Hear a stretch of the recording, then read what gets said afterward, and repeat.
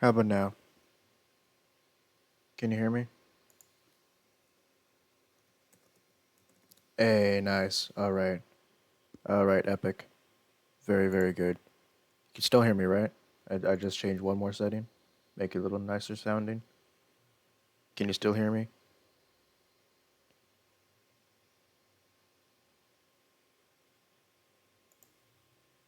Okay, that's good. That's great. All right. Crisis averted. How's it going, guys?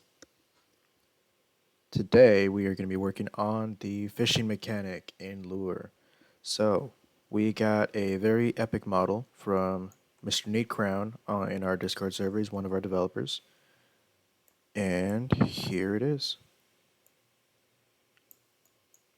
We're going to take a closer look at today, and we're also going to start working on using that in the actual game so that we can do some fishing.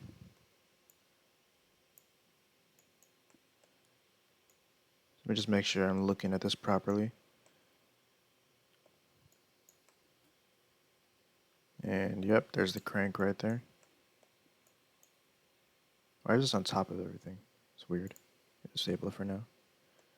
And you may have noticed, we do have a bit of a fog situation going on. So I'm actually not streaming this from a second device like I normally do. I am streaming this from my laptop. So I've done a few things to give Lure a lot of great performance upgrades. So now I'm actually not using a second device to stream this. So that's why we can have, some pretty decent performance still. Um, there's that rod right there. You can see in the background that island. It's now shrouded in mystery. So let's go ahead and get in the boat and drive over there. Check it out. And as we get closer to it, the island will come into view.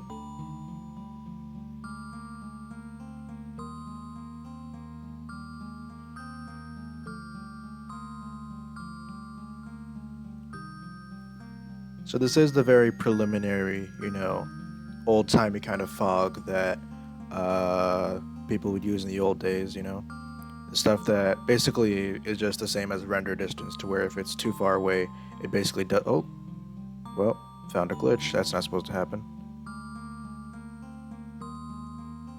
Let's just go and pop back out of this island. But yeah, this great big island right here, you can't see it when it's too far away. So that helps improve performance quite a bit.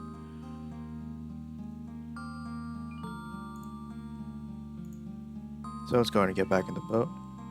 And those of you who were following us in the Discord server, you did see that we did finish the boat mechanic. It is having a little stutter right now. That's all right. We'll be working on that.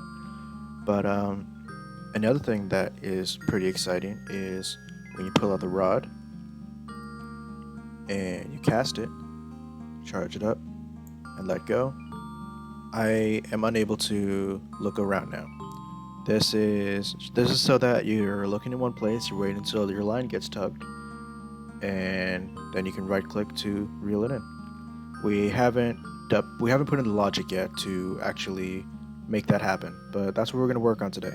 And you can also fish from anywhere, so I'm just gonna go ahead and cast off into that direction.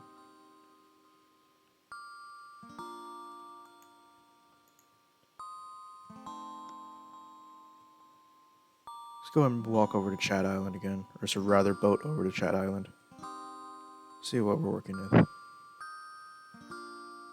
I do feel the fog is a bit much. We will turn it down. Have a nicer experience.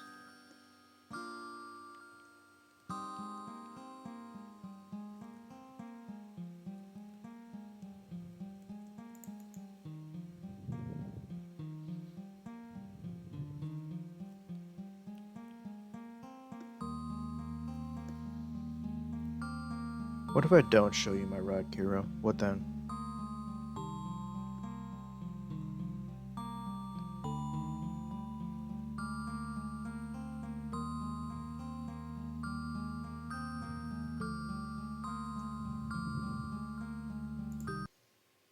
So one thing I do want to do while we're here is the crouching ability.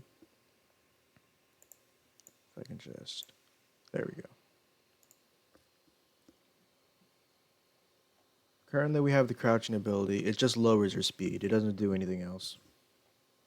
So to kind of make that look a little nicer, we are going to have it so that it also makes the player a little bit shorter. So essentially the way we're going to do that is we are going to take, just a moment.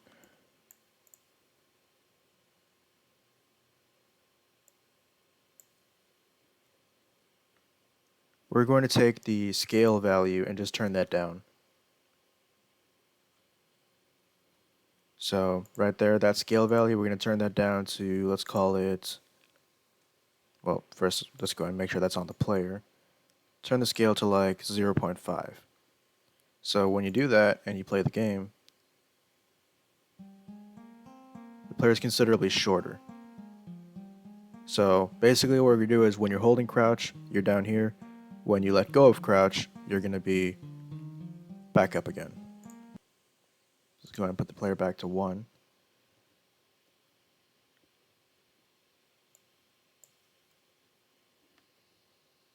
And so if get button crouch, it is fish time, yes. So if get button crouch, we're going to have transform dot scale, or believe it's just dot scale, right? Scale the transform relative to the game object's parent. Global scale of the object, read only. Yeah, we could just deal with local scale dot x equals 0.5f. No, didn't like that. So we gotta change the whole new vector 3.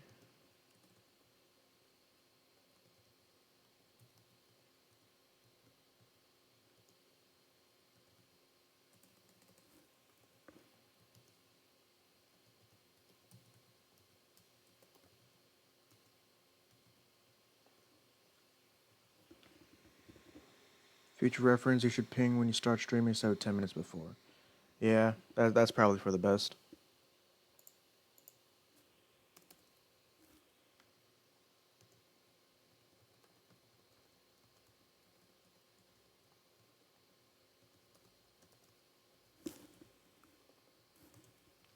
So then we pick up the crouch button.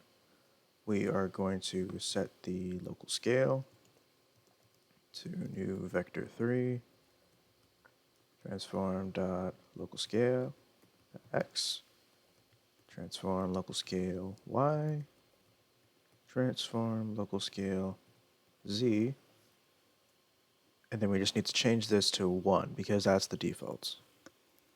To be fair, I got the stream notification but forgot about it almost instantly. Yeah, that's just kind of how it goes nowadays, huh?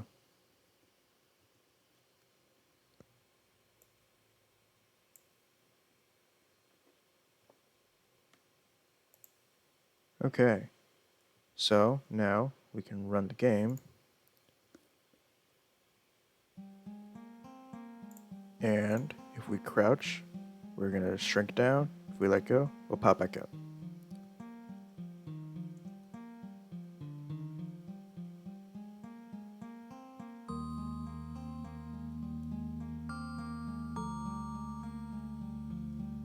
It does kind of jerk up though, huh?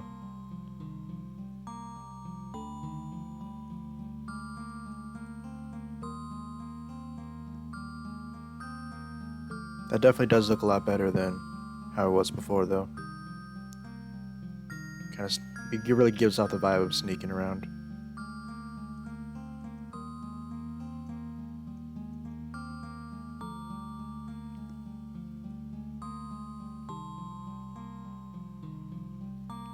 Okay. Another thing that people were recommending was to change the FOV of the camera while we are sprinting.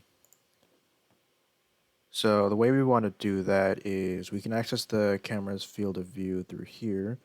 I should have a reference, I believe, to the camera in the player controller code.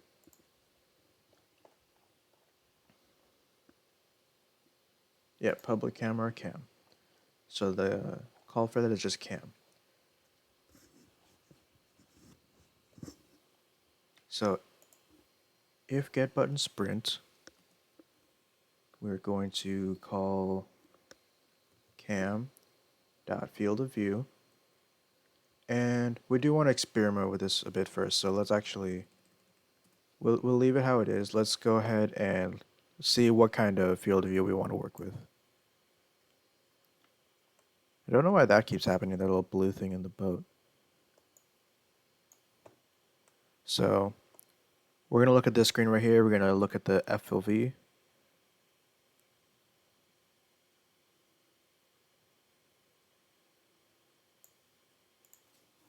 Default is 60, let's remember that.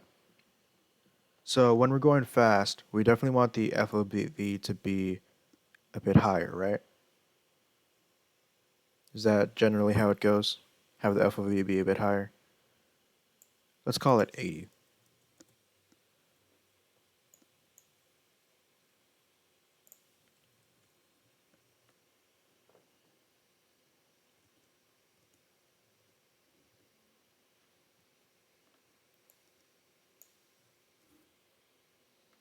So what we'll do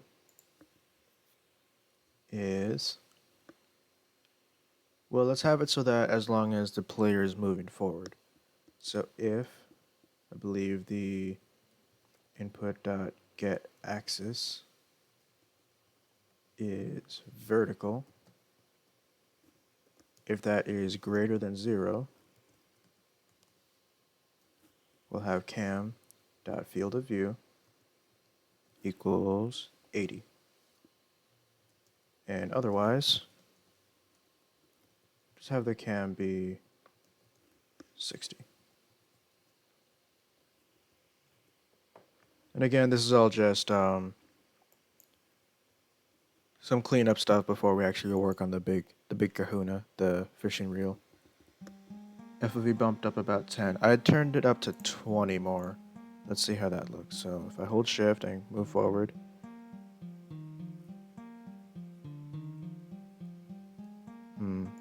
let's see. I did make a mistake. We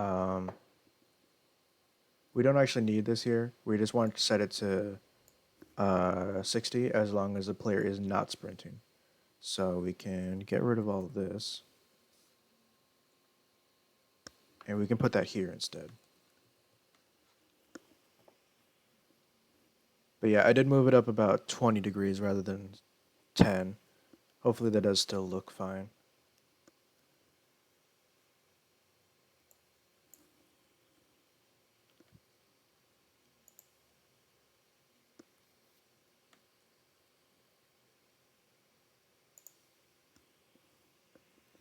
Make it 60, then we'll talk. 60 degrees higher or just 60 total? Okay, so that's a little jarring. 69 degrees.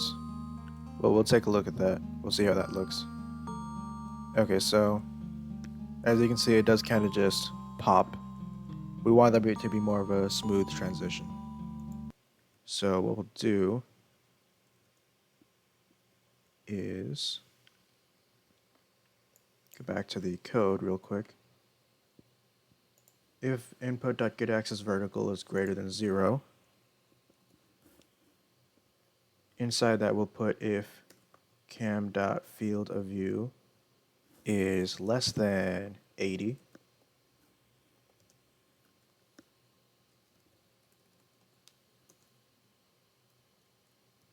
cam.field of view plus equals time.delta time. So it's going to increase a little bit until it's 80. And then else,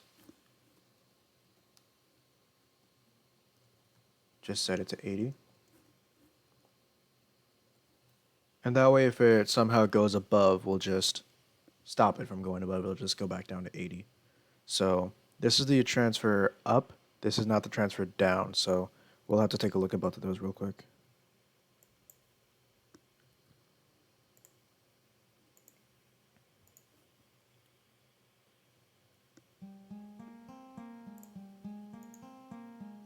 So, let's open the camera real quick, see where we're at. Okay, so that's kind of as I suspected. It is going up. If you look on the middle right, it is going up.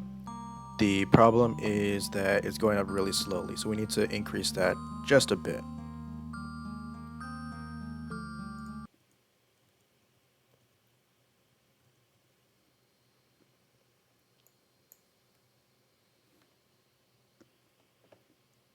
So what we'll do is we'll create a variable called FOV speed times time to delta time. And up here, we will change that public float FOV speed.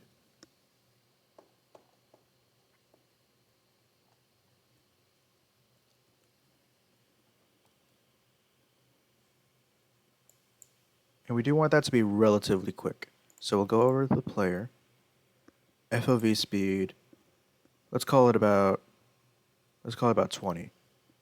We'll see how that looks first. So we'll play the game.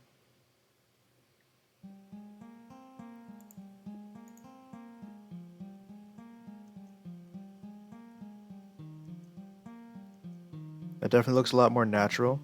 It's not exactly the look we're looking for though. So let's go over back to the camera.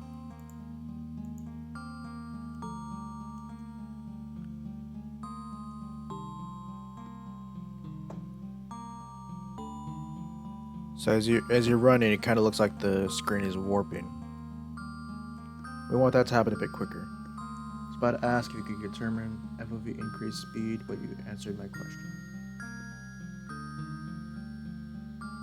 Could you elaborate on that? Or are you saying have the FOV be based on speed, or? We could do that. That's a bit harder to do with the code here. We could give that a try. For now though, let's just set the FOV speed a bit higher and see if that looks a bit better. Let's call it 50.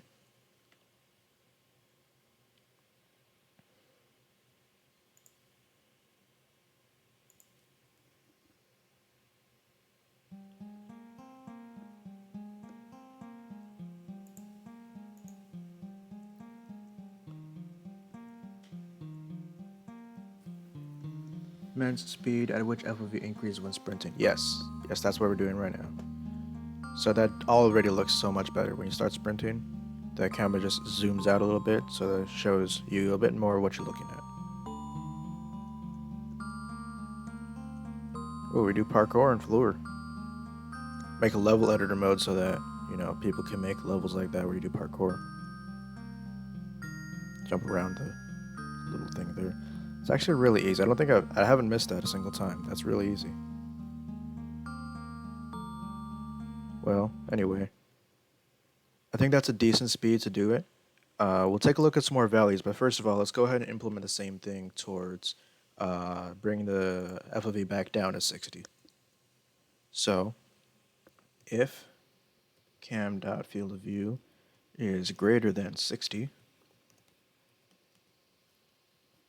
we'll have cam.fieldofview minus equals, which basically means every frame will subtract this from the total field of view, FOV speed times time dot delta time. And if it's not greater than 60, we'll just set it to 60 because that means it's too low.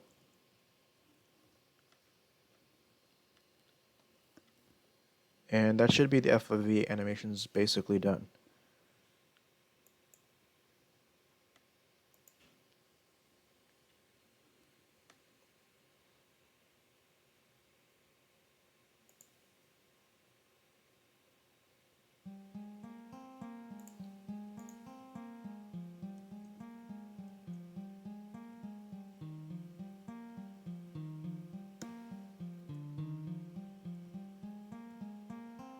Okay, I don't know if it's just me, but when we're stopping, it's a little bit of a slow FOV change. I don't know if that's just me. We might want to get some higher values on there. What do you guys think?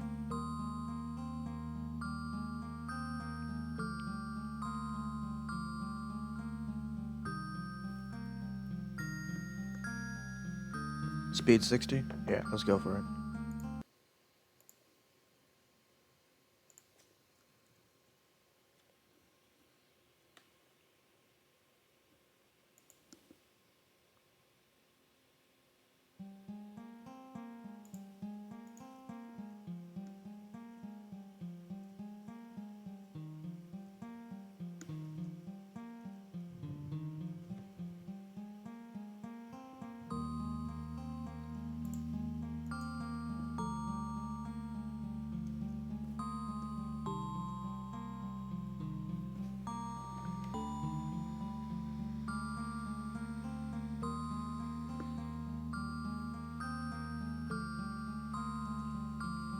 I think that does look good. It can be a bit faster, I think. Specifically, the coming out of sprinting, I feel like that looks a bit off. So we can actually just change that value independently of the other ones. We'll pop back over into the code,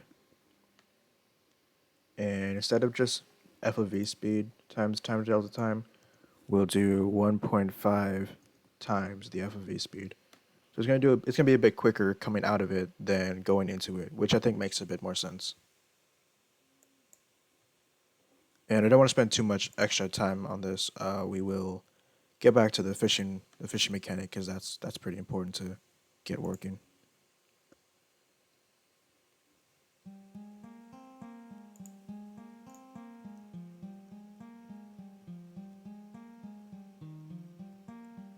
Oh yeah, I think that looks good.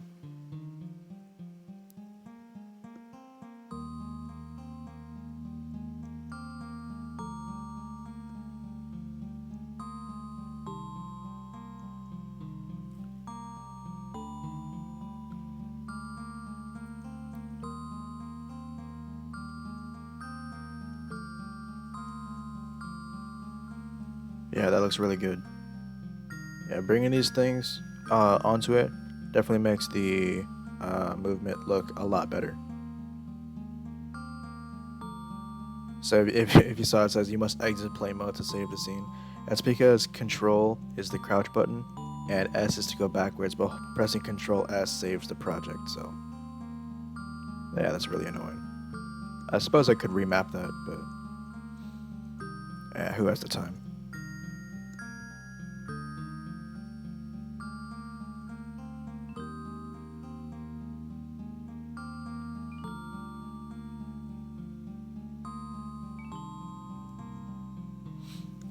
Another thing I do want to work on eventually is the fact that the swimming is basically just uh, you're fast on the water.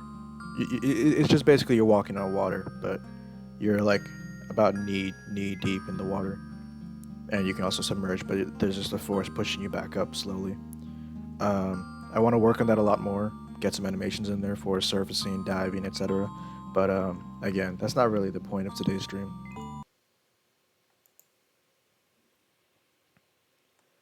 Okay, so we'll work with the current model for right now. I did want to show that off a little bit. I think I can show that off in Blender. Let me see if I can get Blender to show up on our screen over here. Should be able to.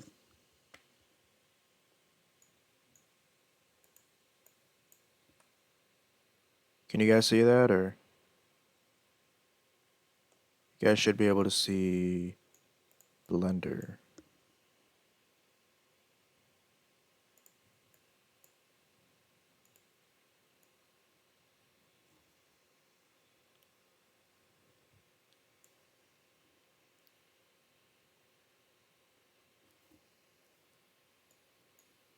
Okay, I'm looking at the stream. Doesn't look like Blender's showing up.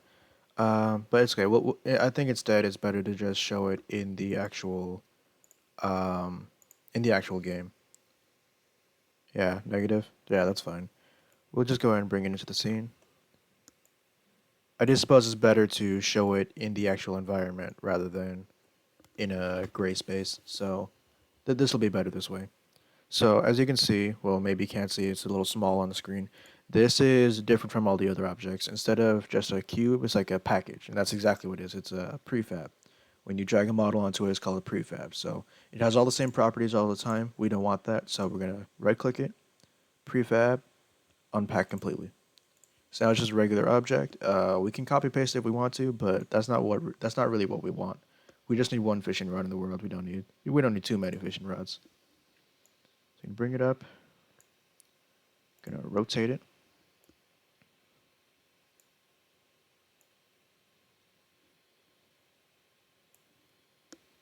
Uh-oh. What's that? Looks like some things fell off the fishing rod right there.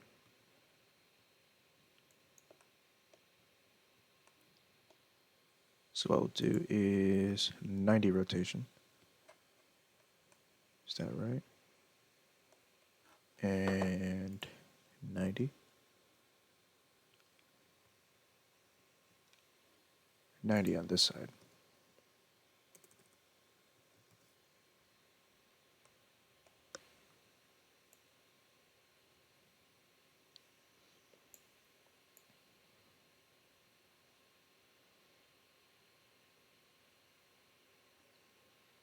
So putting them side to side, you can definitely see a lot of work is put into this. You have the spool, you have the crank to pull the fish, the rail, and everything. Everything looks amazing here. So we do actually want to see what object this is. I believe that, yeah, that should just be the, oops. That should just be the rail handle. What I want to test is if we can rotate that. Okay, so that does rotate. It rotates independently of the rest of the model. What doesn't happen is it actually pivoting on the right place. So if we want to animate that, we want to make sure that the position is moving at the same time, which is going to be slightly annoying to program, but it'll be fine. What we want to do first is make sure that we can actually put in some programming to have a fish be caught. So we're going to go ahead and disable this for a bit. And I'm going to walk us through a little bit about how the fishing mechanic currently works. Well, it doesn't work, but let's see how it does. So I'm actually going to click on the play over here so you can see I have a bunch of little checkboxes right here. Haha, math. Yes, math. So we're going to pull out the fishing rod, right? And when that happens, you can see right over here in this area, some of the checkboxes are changing. So if I put the rod away, there's some different checkboxes checked. And those are basically flags. So most of the time flags are one and done thing, to where you set them once, and then once certain accomplishments are made, you set them to true or false or whatever. We can use them temporarily, so I guess you could also just call it a bool variable, true or false. But what we're going to be using it for is to determine when the player is actually casting their rod. So if we start holding it down, it's going to start the aim animation. Once it starts shaking, then we can let it go. And here in the cast animation, so I'm actually going to pause the game real quick. Right here, cast anim is checked. So, and also cur cast, that means currently cast. So that's checked. And what that means is we are currently casting right now. So, and as soon as we're done casting, that variable should turn off. So we'll go ahead and unpause the game. And we'll right click to stop the cat. Oh, why am I on the ground? That's not good. Why am I in the ground, rather? Oh, I was crouching. That's not what you want. Alright. Okay. So, as you can see, that did actually turn off Curcast. Oh, I see what's happening. When I'm when I'm pausing the game, that's actually making me crouch. And because the way we have that stop crouching is detecting when the player lets go of control. And, I mean, that's not going to happen because, well, it's not recording inputs while the game is paused. So it just thinks we're perpetually crouched. That's not what you want. Let's see here. But anyway, getting back to this, when we're casting, Cast is on. When you get out of it, Cast is off. And that's good. That's exactly what we want. So basically what we want is when Cast is on, we want to be using a random number generator to determine when to tug the line. And when the line is being tugged, the player can left click instead of right click to start their reeling animation. Or maybe we can just have it so that you can just start reeling as long as you can see that the line is tugged. And I'm thinking we'll do that using the, how do you say it, the scroll wheel. We'll have to come up with a different solution for for when we eventually implement controller support. Probably just rotating a analog stick round and round, sort of like a fishing reel. But for now, I'm definitely thinking just using the scroll wheel will work for this. Um, those of you who have played fishing games, I have played games with fishing mechanics in them. What do you think would be the best way to kind of mimic a fishing rod reeling in terms of controller input? I do want to get some feedback on that.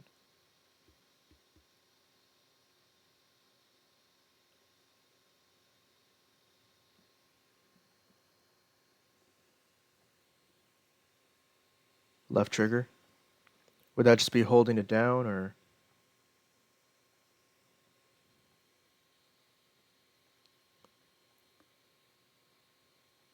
Right, because I mean, we can just have it be a button held down. Um, I do think we want to have some sort of physical action, although that could also present an issue with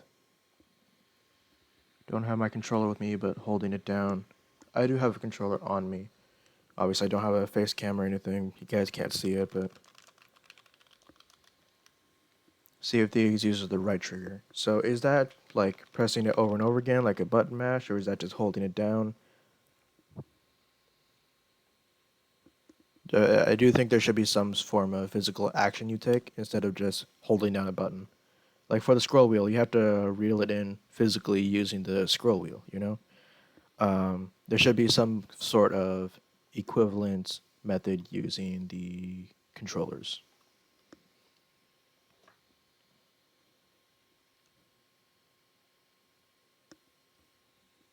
I do think I have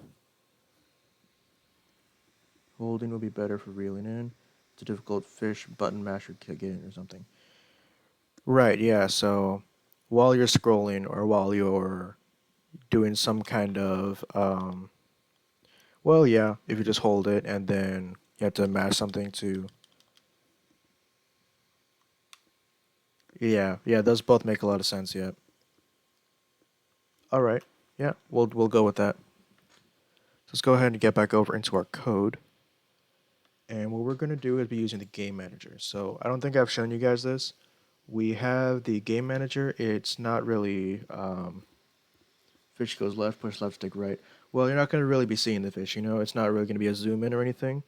It's more of the game will keep track of the distance of how far the fish is from you, how far the lure is from you, and you'll kind of work with that to get the fish closer to you. Let's see. So the game manager is something that a lot of games do use. It's a script that basically acts as every other script, and it uses that to basically keep track of universal variables in the game. But we can also use it for universal mechanics, like the fishing mechanic. So I haven't used this in a while, so there's some scripts here that we're not even using anymore. We can get rid of those. We don't need any of these. We don't need that one.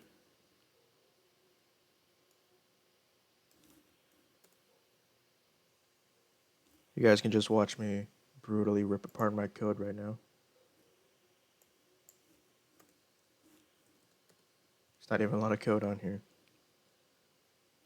Basically, the way that this did work was you can set a fish population in the inspector, And as long as this value is above 0, it would spawn 5 fish, and then remove 5 fish from the value so that it will spawn the many fish total.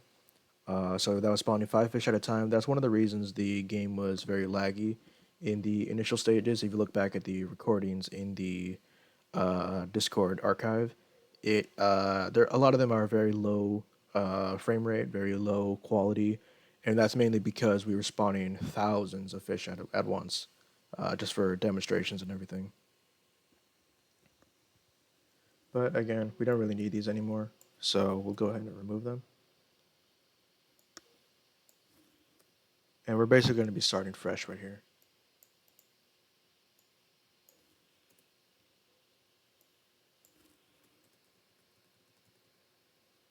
Alrighty.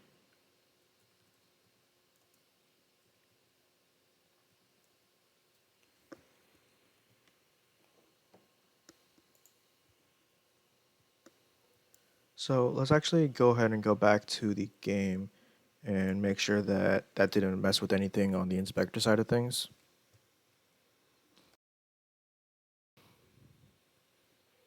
So we go to the game manager, and yep, we have the player, we have the main camera, and we have the player.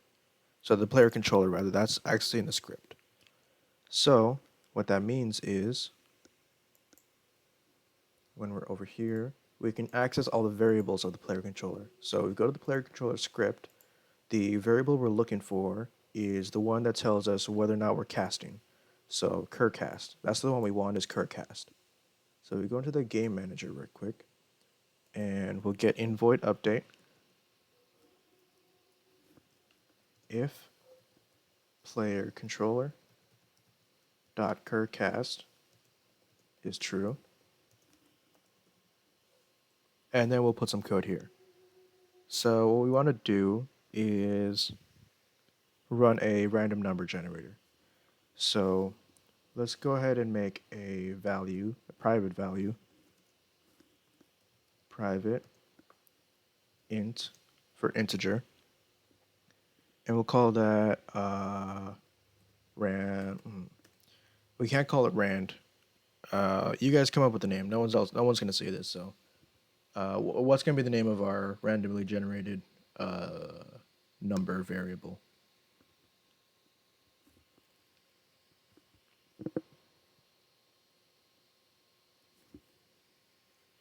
All right.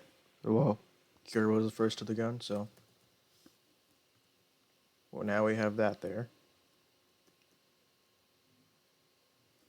So we'll set. Oh wait, I actually can't see that. Oh, well, that's for something else. That's yeah, Danberg. That's for something else. That's secret. That's for developers only. Everyone else watching doesn't get to know about that.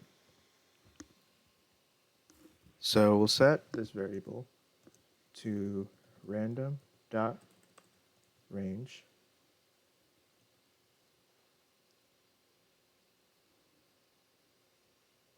and the way we're going to do this is we're going to set a value between 0 and 100, let's say.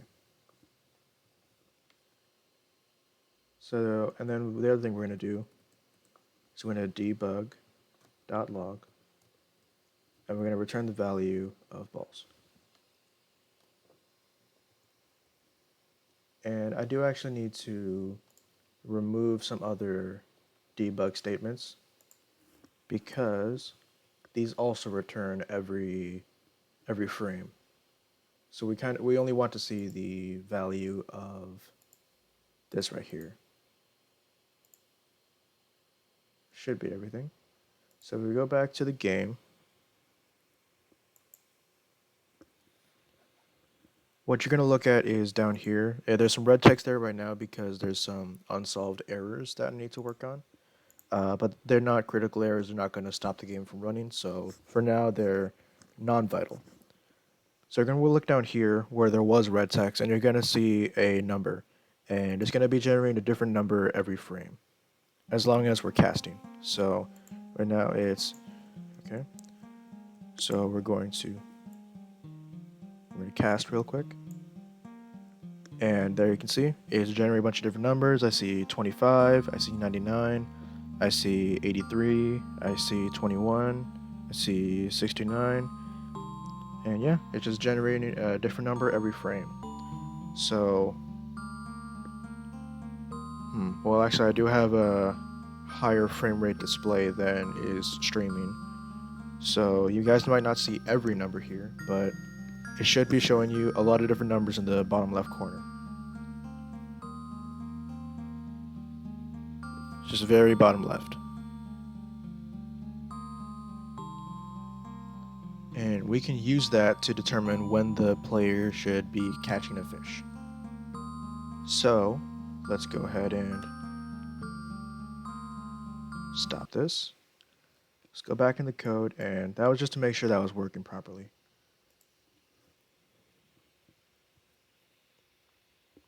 So here's what we'll do.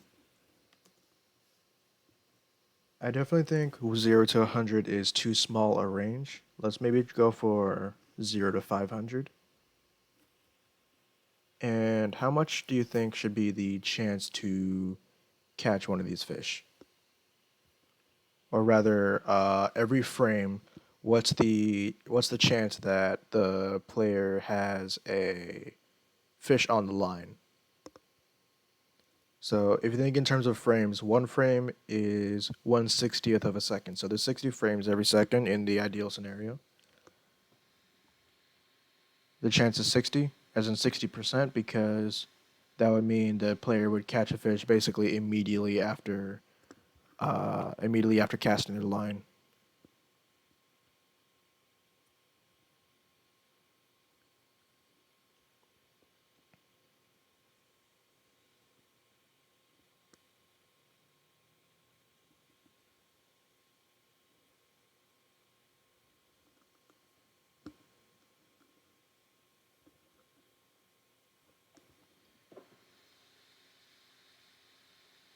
Okay, well, we're looking for more of. Hmm, let's do it this way then. Well, I think what we can do is make it update every second instead. So what we'll do is, how should we do this? Make a float timer. Set that to 1.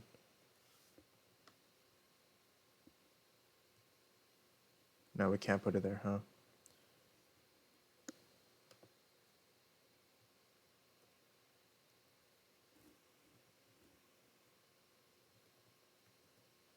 Can't put it there either.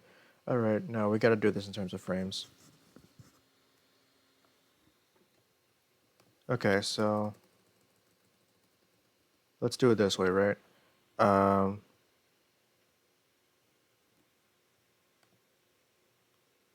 just a moment.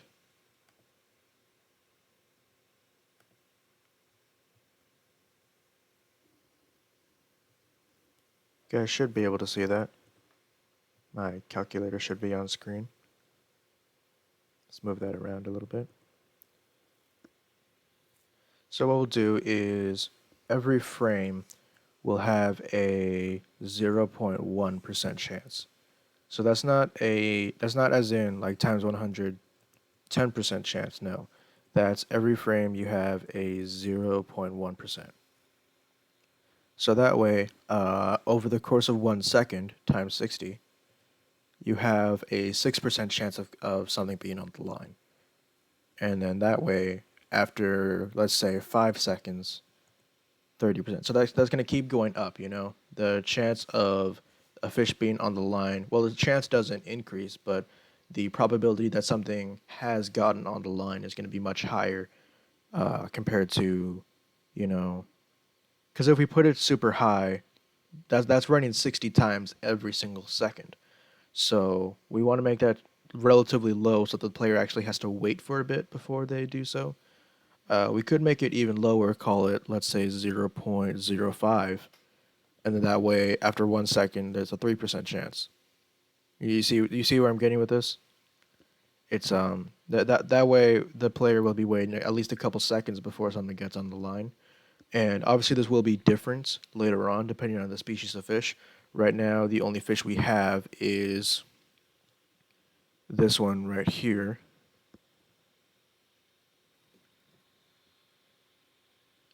Yeah, bringing the calculator out. That's really what we need. Oh, that's one big fish. But yeah, this is the only fish we currently have in the game.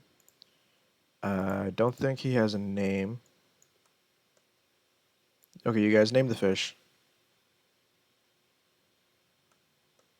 Oops, the fish has a camera on it. Let's get rid of that.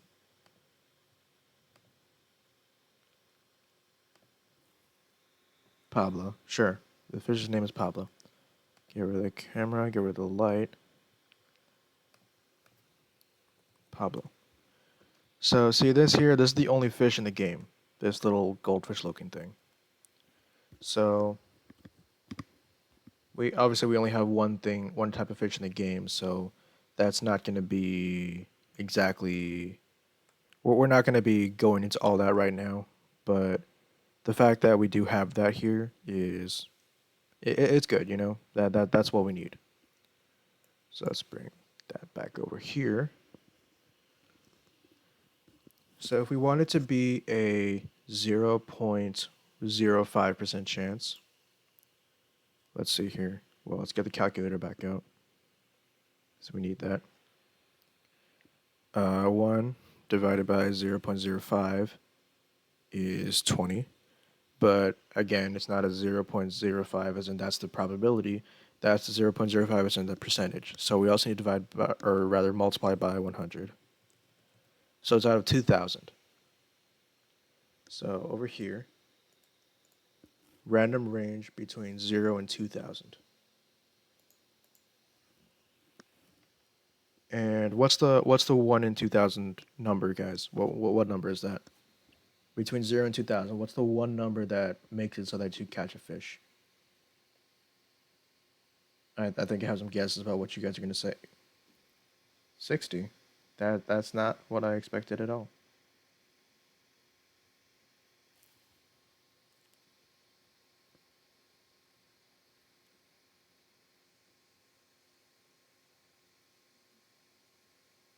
Or we can make it 60 if you guys want.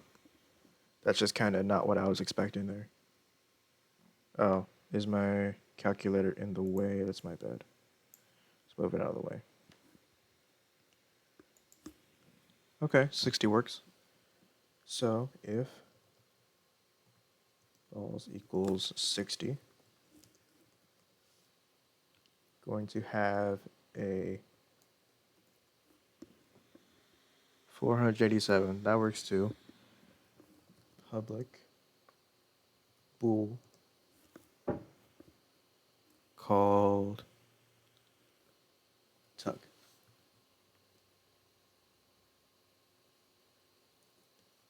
Tug equals true.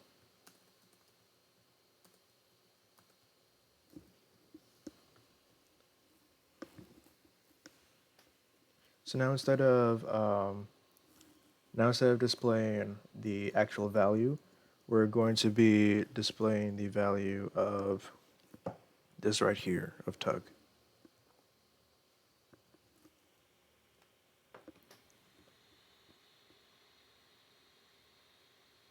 You guys are giving me a lot more numbers now. That's great. Unfortunately, we've already decided on 60, so stop that. That's not good. Stop that right now.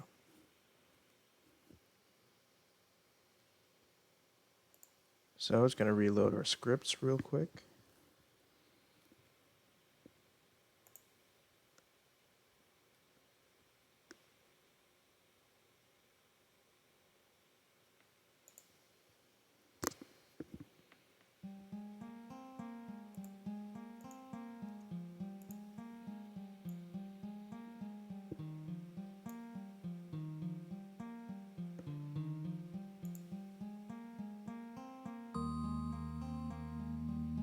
And now we wait.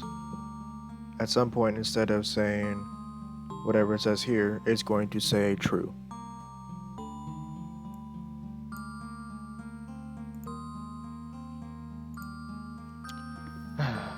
So, while we're waiting for the fish, because obviously fishing is a game of patience, right? while we're waiting for that to happen, how are you guys today? You guys enjoying the stream so far?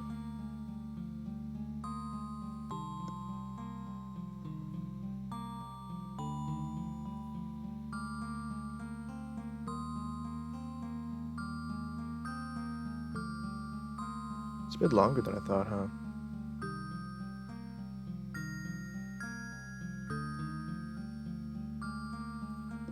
So we have a 0.05% chance times a second. That's 3. So theoretically, we should have to wait about 33 seconds to guarantee a fish is caught. But that doesn't seem to be happening. I think maybe we made the chance a bit too low.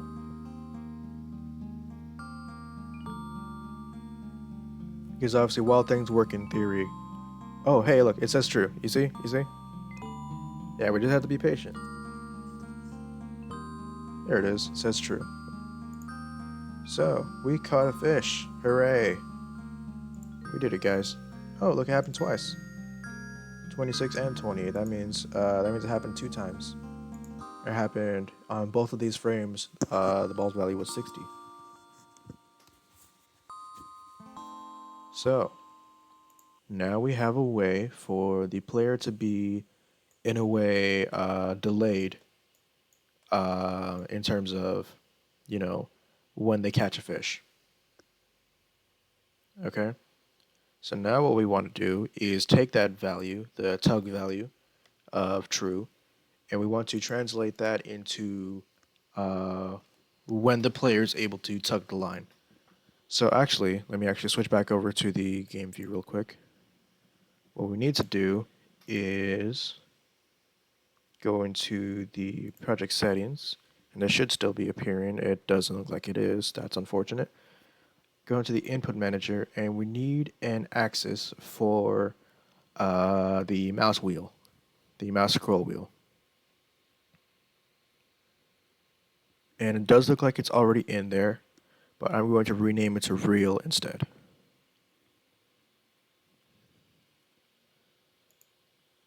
And it doesn't look like it is taking that those submenus, which is unfortunate. I will find a way to fix that, but that's not really what we're working on right now. So let's go ahead and get back over to the code so that we can implement this. So let's see here.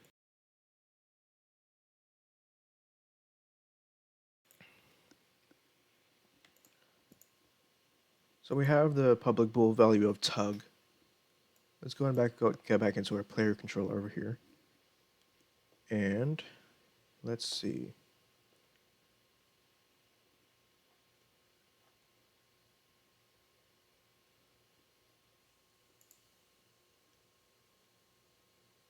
Well, one thing we do want is if input dot get button down uncast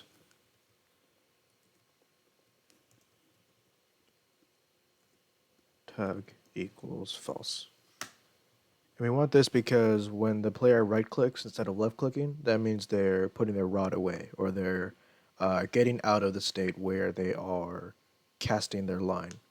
So that's just them reeling it up, not really taking anything with them. Rather just like putting the rod down and going to go do something else. So maybe that's a little bit less realistic. We will work on it. Obviously, this is more of a how do you say, more of a testing period of what we want the fishing mechanic to be. But yeah, we have that in place so that the player can stop tugging if they need to. I do believe I have the game manager on here. Might not. Alright, well that's fine. We'll instead create a value over here, which is public bool tug. And every frame we will set player controller dot tug equals tug.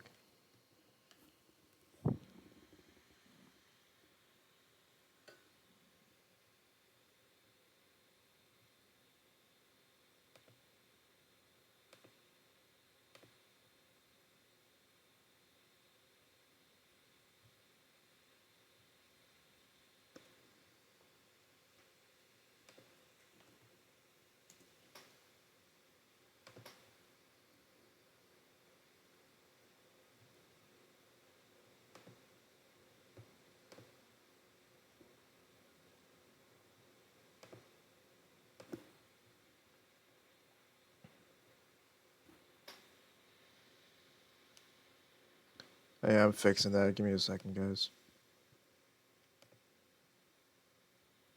Why is that? There we go.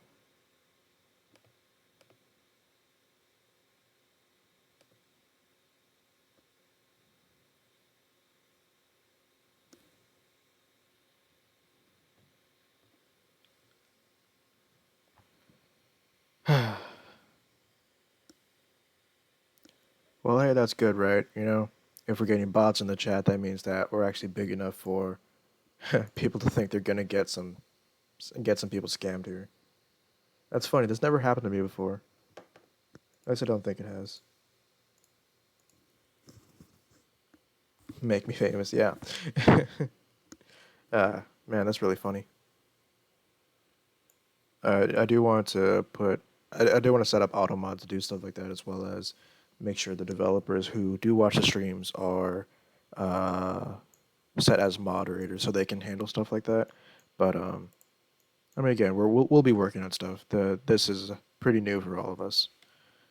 But back to the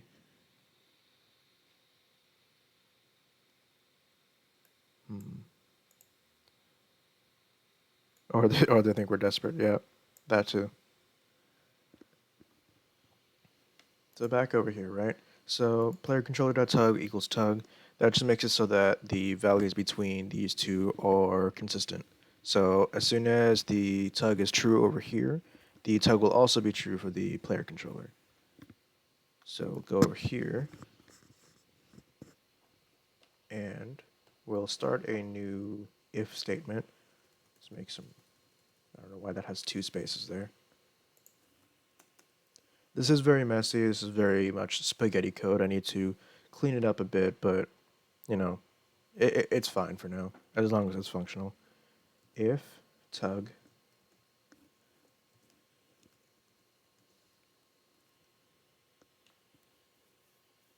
and we're going to set a random value.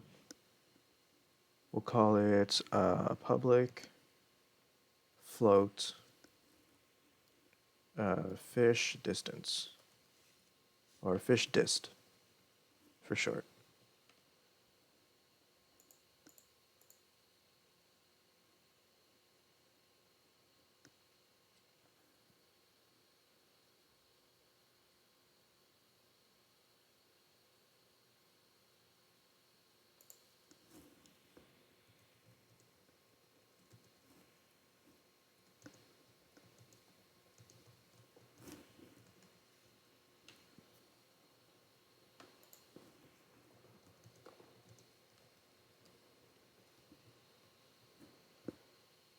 So I'm doing, where's that? I don't want you to go away. Okay.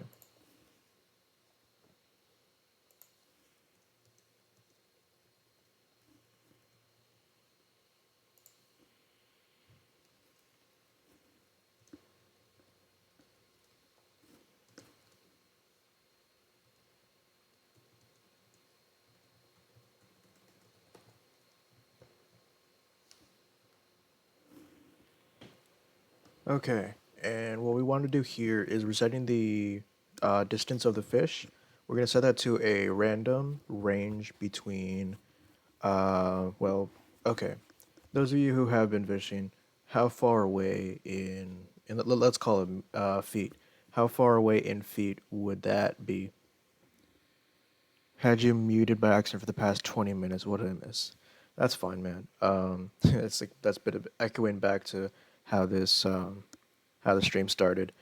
Um, Basically, what you missed is working on the fishing mechanic, and we had a thing where we're trying to simulate the time it takes to actually have a fish on the line, and we casted the line, and it took a while, but we did catch a fish, or at least we were told we caught a fish. Nothing really happened on screen to signify that, but we did. We caught a fish. Yeah, we almost became famous thanks to the Mustafa Kamel official.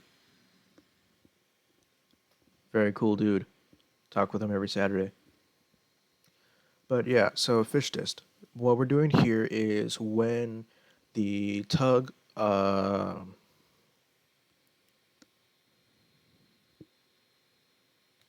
don't know why my chat is censoring. My view of the chat is censoring some of the things you guys are saying. You're just saying LMAO. Yeah, they're just saying, hey, want to be famous? Go to this link, and it's most definitely just like something you definitely just don't want to click on. Um, right. So fish test. We want the line to be cast a certain distance, right? So what we're gonna do is set the range of the lure to be that's what I do want you guys to let me know. 60 feet, is that a good distance away? Is that what 60 you're talking about?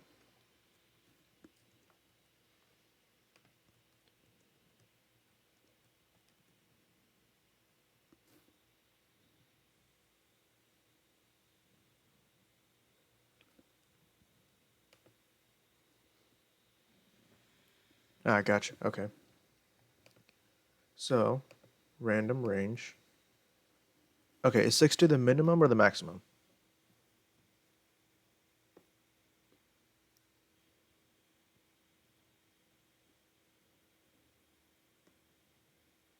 No idea. Great. Danberg, how about you, buddy? You got anything? Or anyone else in chat? We got a few people.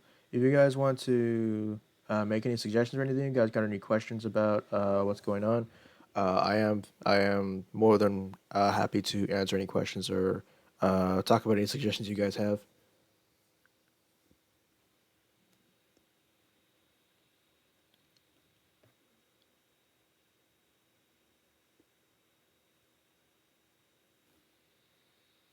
We're looking for a minimum and maximum distance for how far the lure will go. What happened? I was making a drink. Yeah, I'll just explain that real quick. We're making a certain distance away for the lure to be because what we're going to do is we're going to use that to subtract from that to determine when the fish actually reaches the player.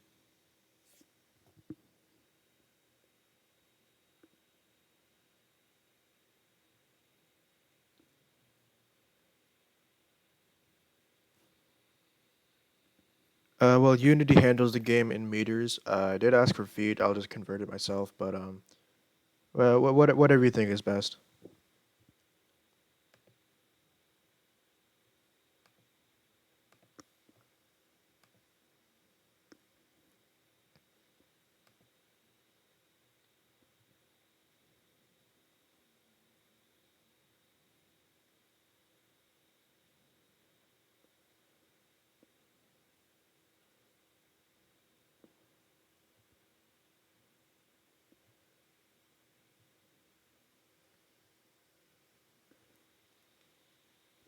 3 or 4 feet away. Oh yeah, you pick it up there. Yeah, absolutely. But yeah, no, absolutely. But how far like when you initially cast the line, how far does that go? That's more of what we're looking for here.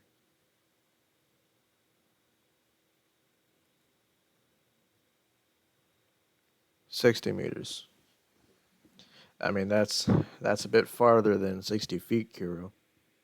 Just a bit farther, you know.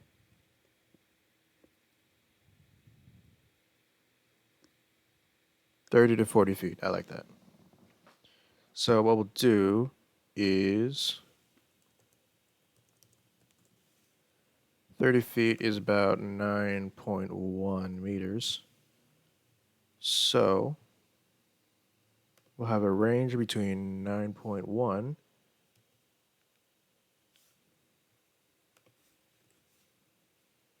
and about 12.2.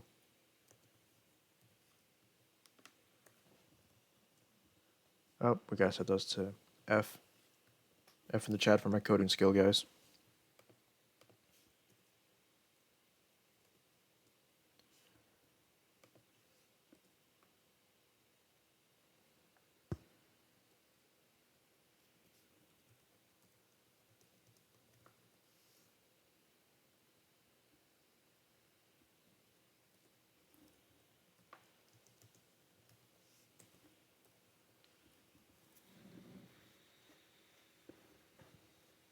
Sixty feet. I feel like that's gonna be. We'll test it out. We'll like based on how long it takes to actually reel something in. We'll take a look at that. But I definitely don't think it's necessary to make it that far away. But right. So we have anywhere between about 9 and 12 meters away. This buffer variable that I just created, that's just for, I want this to be run only once, this fish distance function right here, or command rather. I just want that to run once, and that way it'll set the value, and then the rest of the stuff in here will repeat until tug is no longer true. So, excuse me. So, let's do this. We're going to, first of all, let's take a look at input dot get axis reel. We want that. And the reason we want that is so that we can take a look at when it's positive, when it's negative. Most of the time that is obvious. If you're scrolling down, it's negative. If you're scrolling up, it's positive. But especially on game controllers, I don't know if you guys knew this, the Y values of the analog sticks, those are actually flipped. So when you push the analog stick up, that corresponds to a negative one. And when you do that backwards, that's actually corresponding to positive one.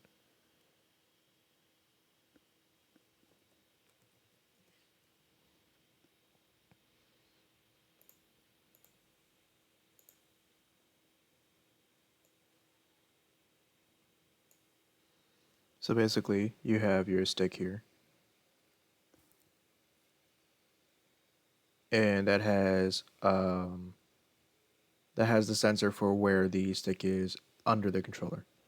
So when you push the stick forward, the the pivot point is right here. So that's pushing this backwards. So here's -1, here's +1. So from the player's perspective, this should be positive, but it's actually pushing it backwards, and that's making it negative. So I don't know if that's still the case. That was definitely the case when I was programming back in high school. It's just something that's something I find interesting. So that's usually what I do when I'm using a new input method I haven't used before. I haven't used a scroll wheel before. Let's go ahead and see what it's like. All right. Well, obviously tugged isn't true, so we need to move that into outside that so that it's just running all the time.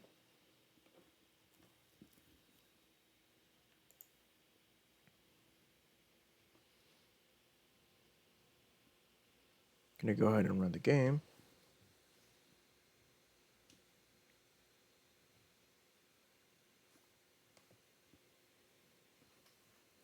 And it should say like 0. There you go. 0 on the bottom left corner. If I scroll down, it's gonna be going like negative 0.1. I believe it's still the case for thumbsticks, but can't confirm. Yeah, it's usually best to check anyway. Oops, I clicked the mouse. But yeah, this is definitely going. If I'm scrolling up, it's going like 0.1, like 0.2 sometimes. That's just depending on how fast I'm scrolling. So I'm actually gonna hold this up to my mic real quick. I do have a quite loud mouse. There we go. So now that we can use that to kind of bring this in. So let's go ahead and get that window back on top.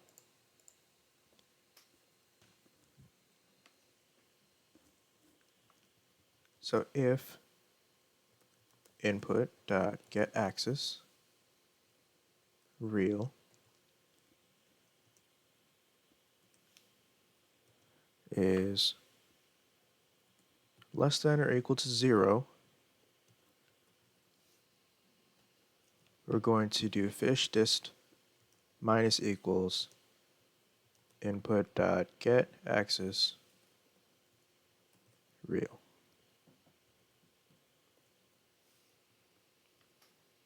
There we go. And let's see here. Another thing we want to do is if fish dist is less than 0, or what was it you said? You catch it within like 1 to 1.5 feet or something like that. Let me scroll back up and chat real quick. Pick a fish at 3 or 4 feet, so 1 to 1.3 meters. Yeah, there you go. So if it's less than 1.3, I think that's fine without the F. If it was less than 1.3, then what we can do is I guess we do want that to be a public variable, or we can just make that a debug log statement right now. So debug.log caught a fish. There we go. So remove that statement. We don't want that clogging up. Go back to the game manager. We also want to keep that true. And this should all work. Should hopefully all work fine. It's very rare that something will work first try, but let's give it a go, right? So actually I'm going to maximize for this.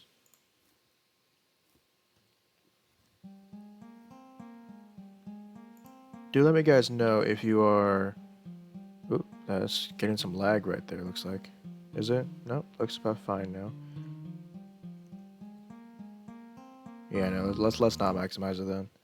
That seems to be causing some issues. But you're going to look in this bottom left corner, right? And then you're going to look at this little info sign right here. It's going to be saying true when there's a fish on the line. And then after that, I'll start reeling it in. You're not going to see any animation for that on screen because that's what we're going to be working on immediately after this. But basically what we want is it's going to say caught a fish. After we reel in enough that it brings the fish all the way in, it's going to say caught a fish in the bottom left corner. So let's get our fishing rod out. We're going to charge it up.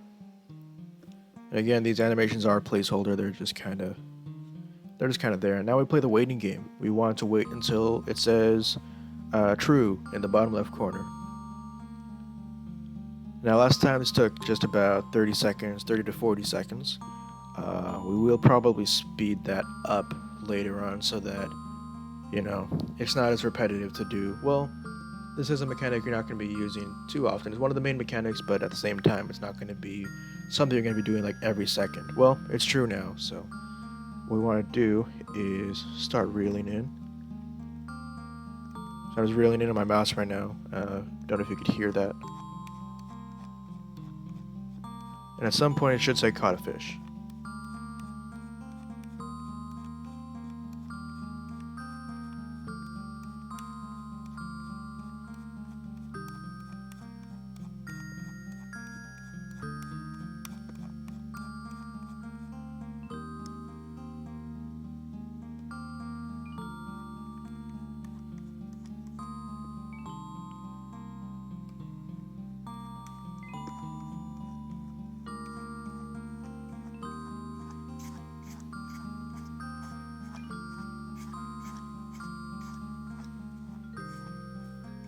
We should maybe set this with lower values just to make sure this is working properly, huh?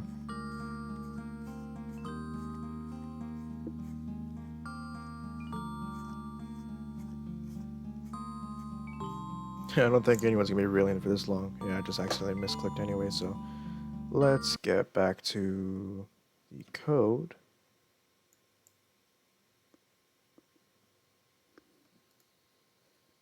And for now, we'll just set this to like, well, what we could do instead is, oh, I see what's happening. I am a bit of a dum-dum right now. It's actually adding the value. So what I have it doing is, as long as it's less than 0, subtract it from fish dist. But if it's subtracting it and it's negative, it's actually adding that to the value. So we want that to be plus.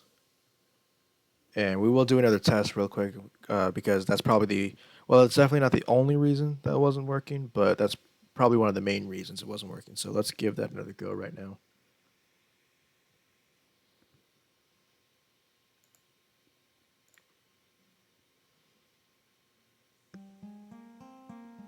Alrighty. Going to go ahead and cast off. At some point, that's going to say true. Just got to be patient for that. Patience is definitely key here.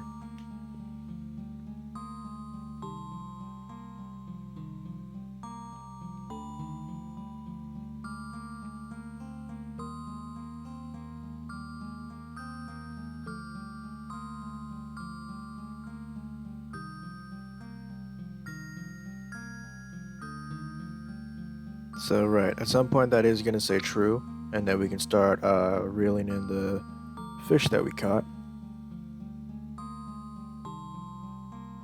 Yep, there it is. It says true. And we're going to go ahead and start reeling in, reeling in, reeling in. And it says caught a fish. We did it, guys. That's all the code that's going to be behind all the stuff we're doing. And as you can see, actually I'm going to zoom in on this real quick.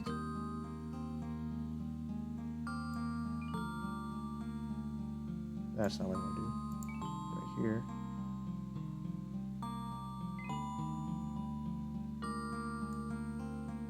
Caught a fish, guys. There it is. We did it. Yeah, it probably shouldn't take that long. We'll take that down just a bit.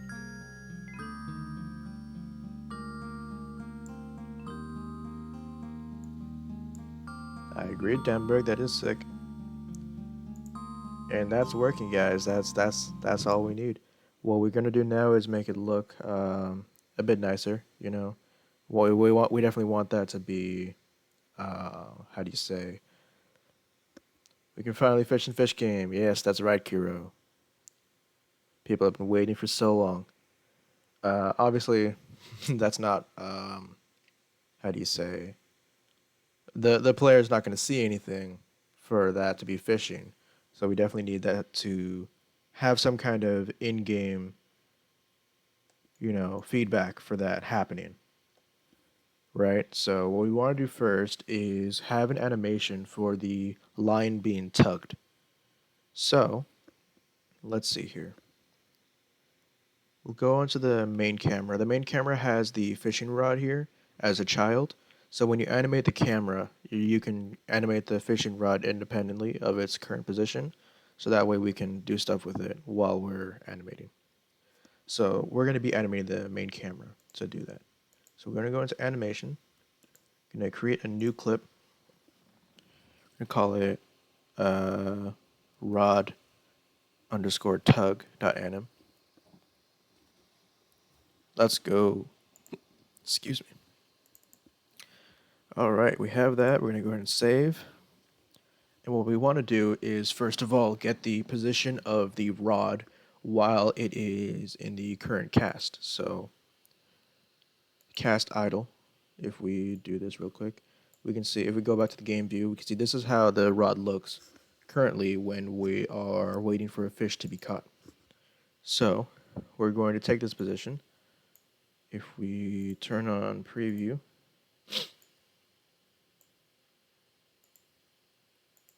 and go to the fishing rod, as you can see, that actually does have the values right here.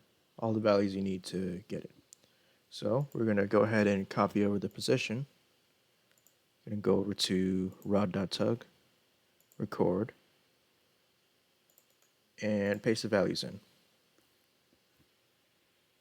Going to stop recording, go back over to camcast idle. Do this again. grab the rotational values. You're going to copy the quaternion right there. Go back over to this. Start recording. Rotation. Paste it. And while we're here, that's exactly what it looks like. See? Now, we do need it to be tugging, right? So I haven't gone into the bones and everything on the F Rod 3 that Neat Crown sent us. It should theoretically be able to bend and everything. But for that to work, I would need to, take a look at everything. And, that's really something we should do on a call. Make sure that everyone understands what's going on here. So for now, we are going to animate it on the original fishing rod. But, that is definitely something I'm looking forward to, is getting that with the new rod where it bends and everything. So what we're going to do here is, how about we just like bend it back and forth quite a bit? That way, that way we know when it's tugging. So we will start recording, and say every 10 frames, rotate it forward.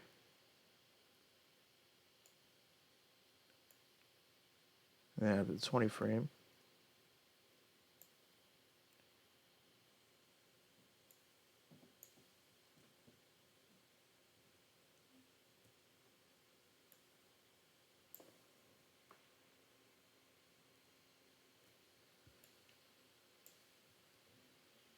This is more so to just test how this looks more than anything. Gonna delete that one. And then stop recording.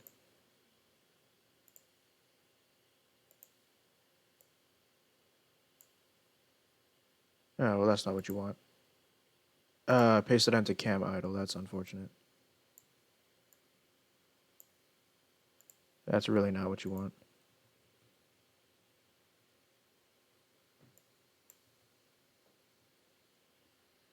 Okay, going back to the main camera. Going to rod tug so that we're in the right place. Now let's actually go back to cam idle, make sure that didn't affect anything. There we go. He is wobbling, I will say that. I do know this about this guy. He is wobbling. But yeah, let's go ahead and do that for real this time. Go to the fishing rod. 10 frames in. Let's get a look at that in the game real quick as well. We want that to be rotated forward. And I think also move down a little bit. So let's start recording that. Gonna rotate it down. And also move it down. And then we'll just copy paste that over a couple times. 20 frames in. 40 frames in.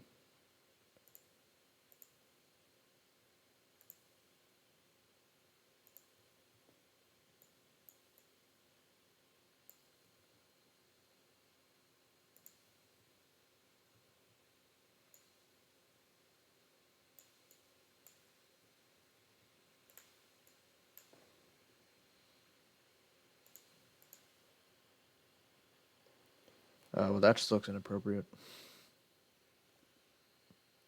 We'll keep it for now. It's placeholder anyway. What do you say, guys? Keep that?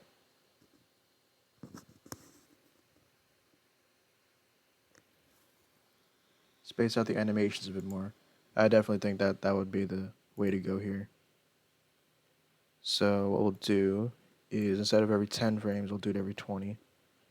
So 20 frames in. Do that as 40. And 60. Then we can just get rid of these three. And that should be... Oh. Well, that's an issue. We need to get this one back over. And do that at like 80 or so.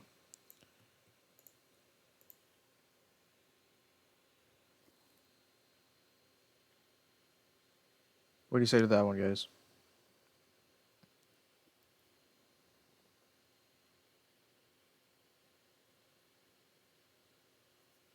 think we should move the position forward a bit. That way, it's clear that the rod is being pulled. You know, so we'll move it to 20. Start recording, and oops, that's animating the camera pair. That's not what you want. The fishing rod. Move that forward. And I think that's good. So then we'll copy this, paste it right there, and play it.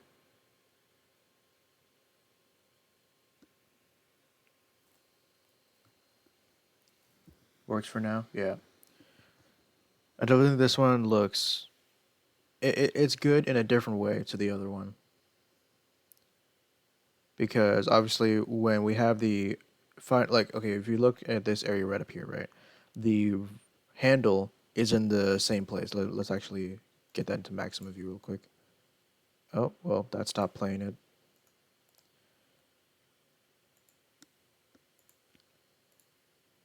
I'll just zoom in the editing software.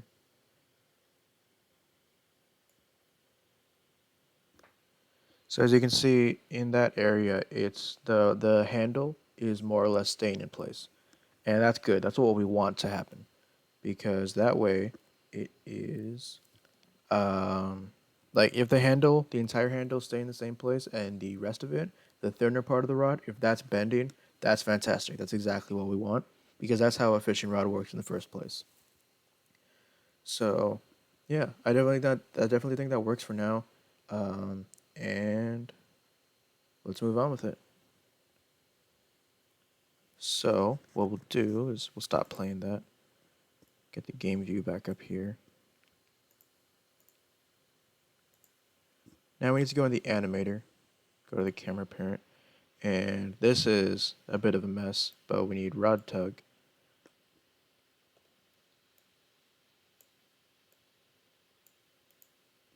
And we need to create a new parameter, a bool called tug.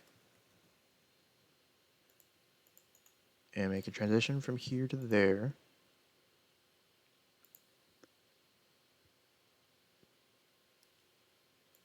As long as tug is true. I'm going to turn off the exit time. And that should work as soon as we set the bool in the program.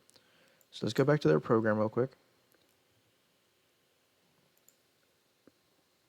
And we have tug as a variable already, so we don't need to make a new one. Scroll all the way down right here. So nmcam.setBool tug.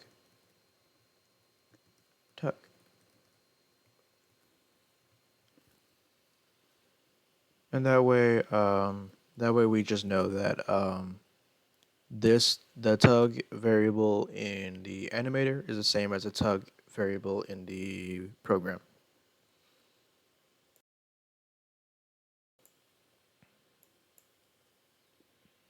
And we'll just go ahead and do all this.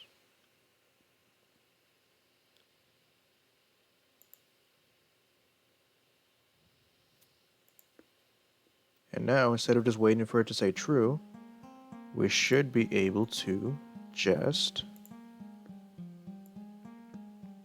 watch for the animation to start. So, just waiting for that to happen.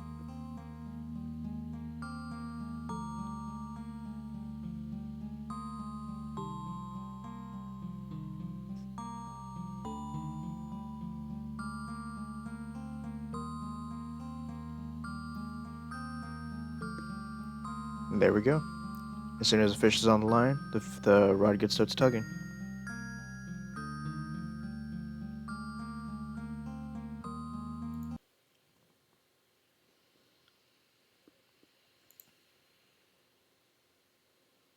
There is some more we need to do with that. We're not completely done.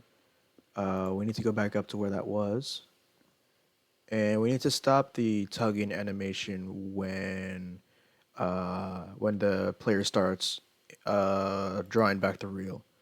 So, let's see here.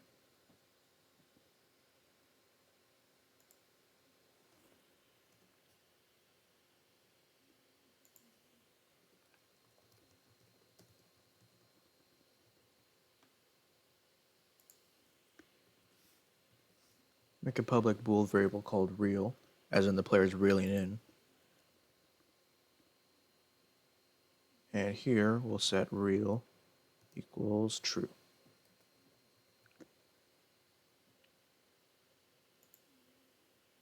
And when you catch a fish, real equals false, and tug equals false. There we go.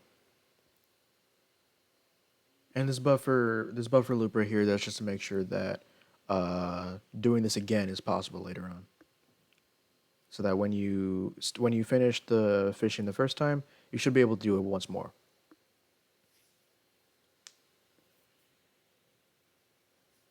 All right. So we scroll down again. We're gonna do this preemptively. We're gonna do animcam.setBool real, comma real. And then now we go back over to the Unity editor and make a new parameter. Oh, gotta wait for that to reload first. New parameter, new bool, call it real.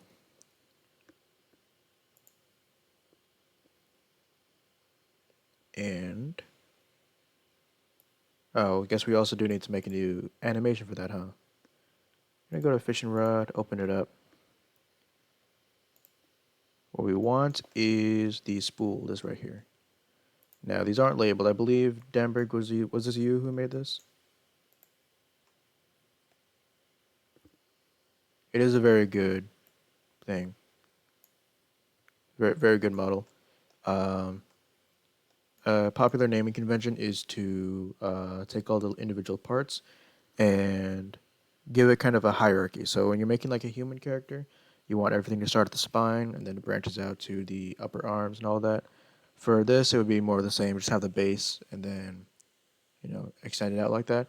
That just makes it easier for people who are dealing with those files to work with them a bit more. We'll go and brighten this up a little bit.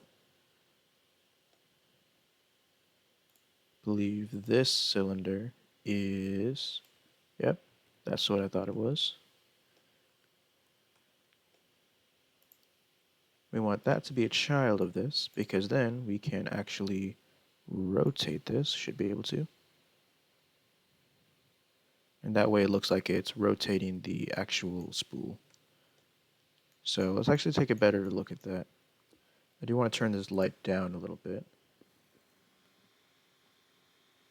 Yes, label and cylinder stream. There's like 3 cylinders here. There's 4. There's 4 cylinders. I'll turn the brightness down so we can see that a bit better. Going to go over here, rotate this, and it is ever so slightly off center, which is frustrating. So what we'll do instead is we'll create an empty child of the fishing rod, call it spool,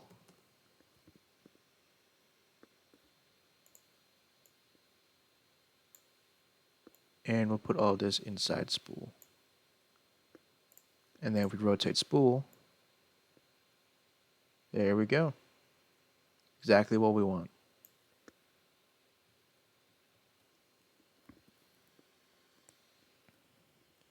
One thing we do want to double check real quick.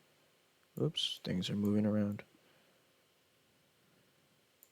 One thing we do want to double check is that you actually can see the spool while we are in that animation. So we'll go and rod tug. Okay, so the fishing rod is out of sight here. The spool, well, it is somewhat in sight. We do want to, let's see, that's cam cast idle. Oh, wait a second. There we go. So I do think we move this up ever so slightly. We'll make this 1.75. Oh, that's moving the wrong object. That's my mistake. So that's call it negative 0.75. 65. I think that's a bit better. Hello, Need Crown. Hello. How are you doing?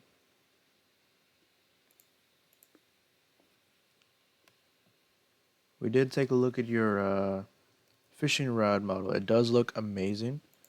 I do want to take some time to ever meet up. We should do IRL fishing stream. Absolutely. Yeah, I hope you're doing all right, Neat Crown. Oops.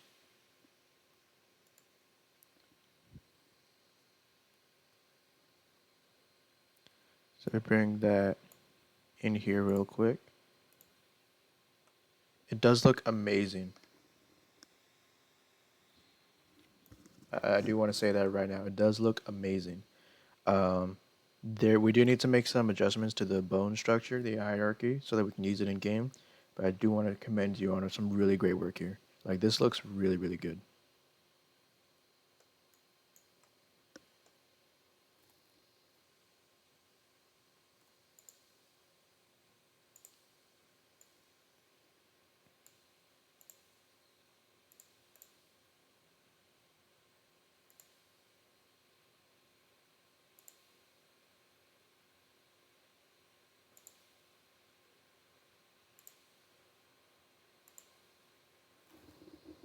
Not too sure what the vert count is. I don't think it's too high. It's not. It's not too high. The main issue is the naming structure. I can't really figure out where each of the rigging bones are to actually make the rod bend. 6 viewers is their new record high, or am I dumb? Um, I know that many people have watched the VOD afterward. I don't know if that many people have been here all at once, but if that's not the case, hello people, how are you doing? Don't be shy if you want to go ahead and say something in chat. I am more than open to answering questions about the project, answering questions about, pretty much anything. You just want to know how I'm doing today. Hey, how's it going? Um, if you have any suggestions for this project or anything else for that matter, I am more than happy to talk about that.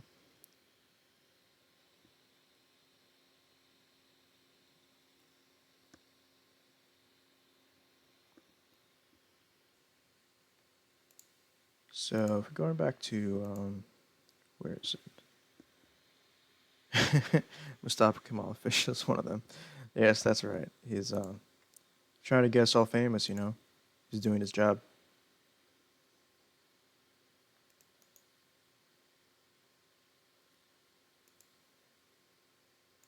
I'm gonna create a new clip in animations called rod underscore reel dot anim.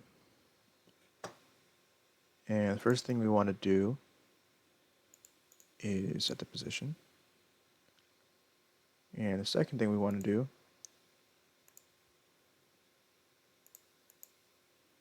is set the rotation.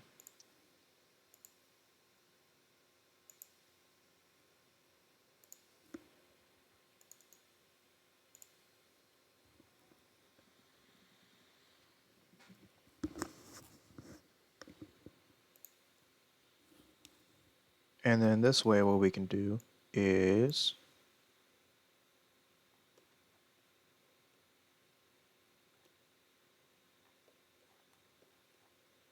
over 60 frames, we are going to take the spool and we are going to rotate the crap out of this. I think about 500 degrees should be good. See how that looks in game. Oh, that's not what you want.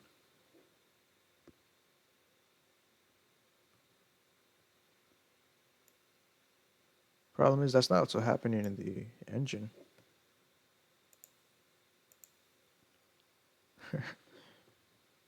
That's not good. Let's see what we can do about that. So, maybe we just set this to negative 500. Oh, interesting. It is actually moving it.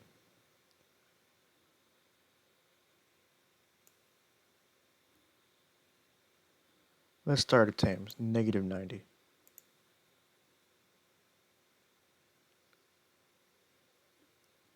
Right, so that is actually moving it on the rod itself.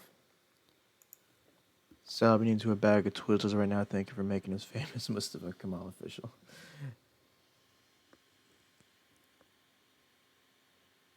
Bad boat naming structure. I thought it was pretty okay. What's wrong with it? Maybe send an older version. It's more like it's not that it's a bad naming structure. It's that I couldn't understand it. Um, so let me just go ahead and enable this real quick. The poll itself. Let's see. Because that's the thing, right? The only reason I don't understand is 'cause I haven't poked around with it yet. I do want to take some time to do that. However, I don't think now would be the time to do so.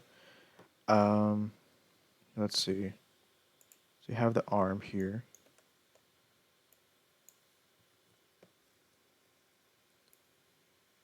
Because when you rotate the different bones, that's how you do bending things, you know? So I'm just not really able to. Let's see. That should be pull and everything, right? Yeah, it's not really bending it. So did you attach the armature to the model? Didn't connect anything other than pull. So you rotate that. No, that just rotates the whole pull. Pretty sure you did. Yeah, that's fine. We'll get into it. I don't think that, it's not really what's the word? Feasible for us to put this in just yet. It does look amazing though. Like I do want to draw attention to the fact that this model is really good.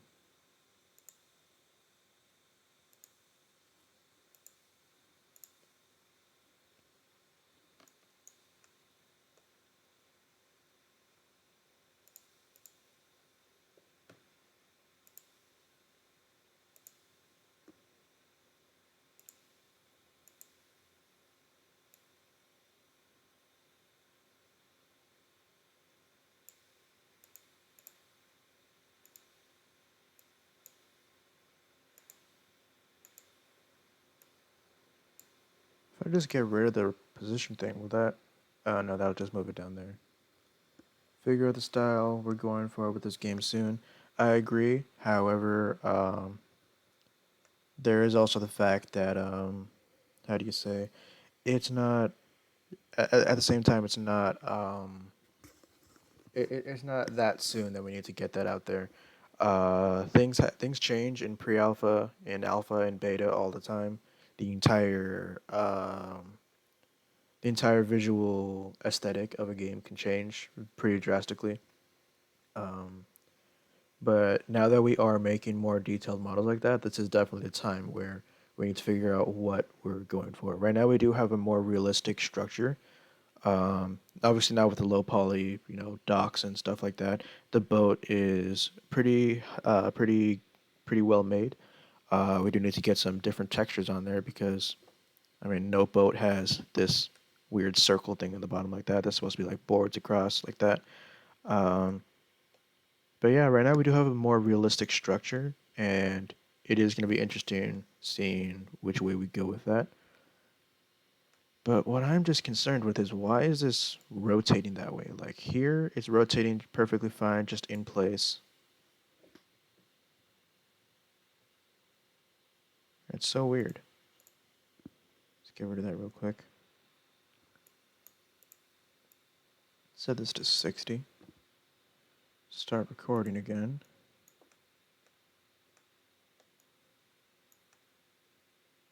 I mean, because theoretically, we should be able to just rotate. Oops, that's not what I want.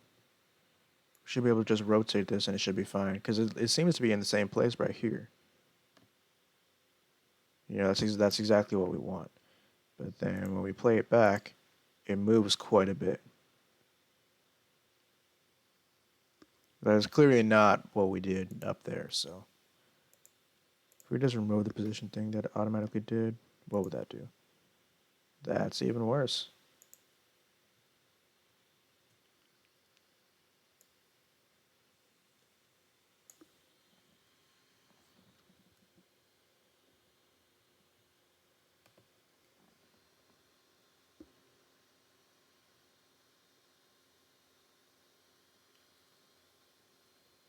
Yo, that is dope.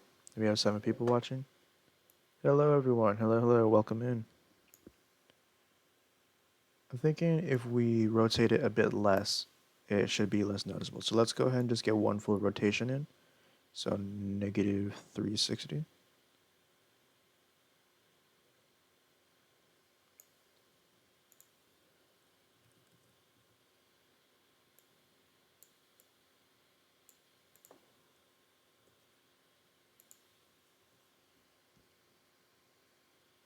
Oh, I wasn't recording that. Oops. Let's go back to where it was. Record it again. And rotate it to negative 360.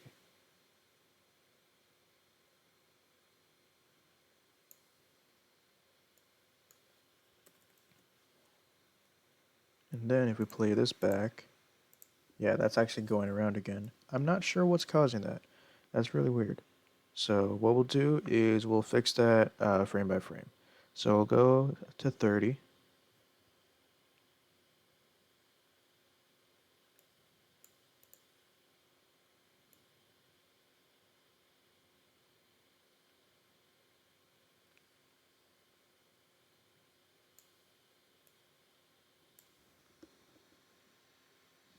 Yeah, definitely, Kira. We'll discuss the visual style of the game pretty soon.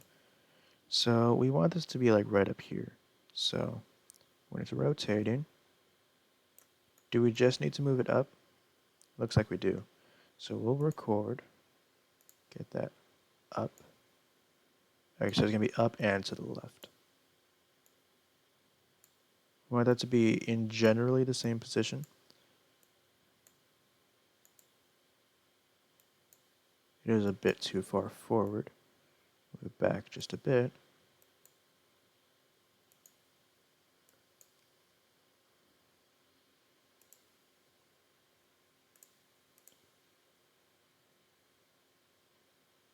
Well, let's fix things on one axis, but not the other.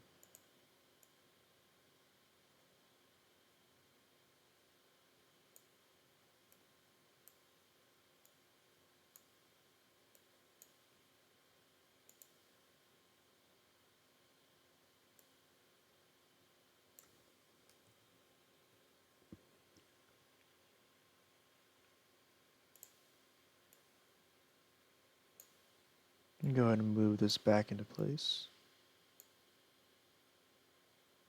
It is weird that we have to do this stuff manually. It's not really cooperating with us very much. But that's just kind of how it is with game design sometimes.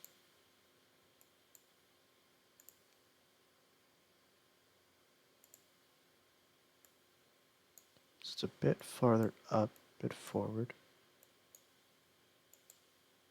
Oh, nope, that was too much. So a bit further down.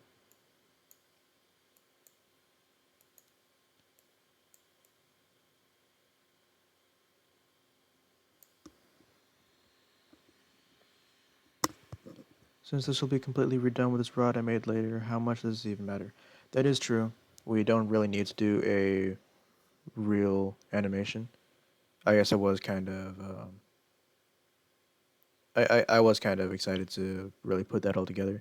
It's more for visual feedback, make sure that things are happening as they're happening. So one thing I do want to do is because we need some kind of rod animation, right? To give the visual feedback that yes, something is happening when you're pulling back on the rod. So instead of all of this, what we'll do instead is just what does that look like right now? Yeah, it's going all the way around like that. That's not good. Instead, we'll just do like negative 45.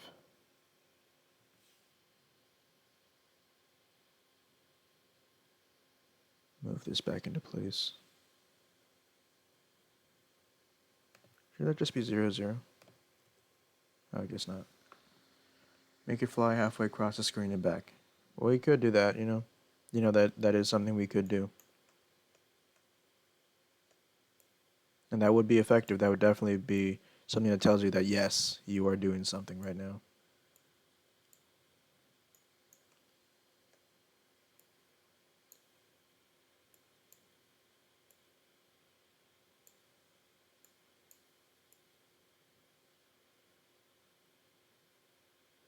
Well, I guess that's as good as anything, you know? Having it go, the entire spool rolls around.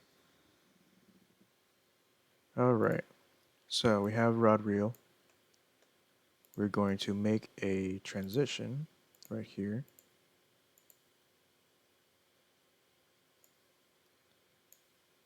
And this transition happens if reel is true.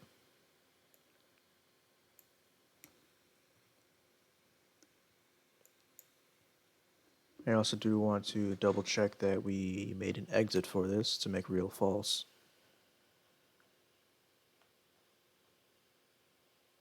Right, okay, so when you catch a fish, reel will be false. So what we want to do is go back over here, and we'll just move it back to the rod being idle.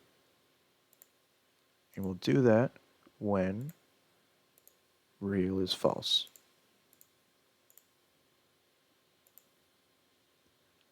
Okay, that looks like everything that needs to happen. Let's check it out.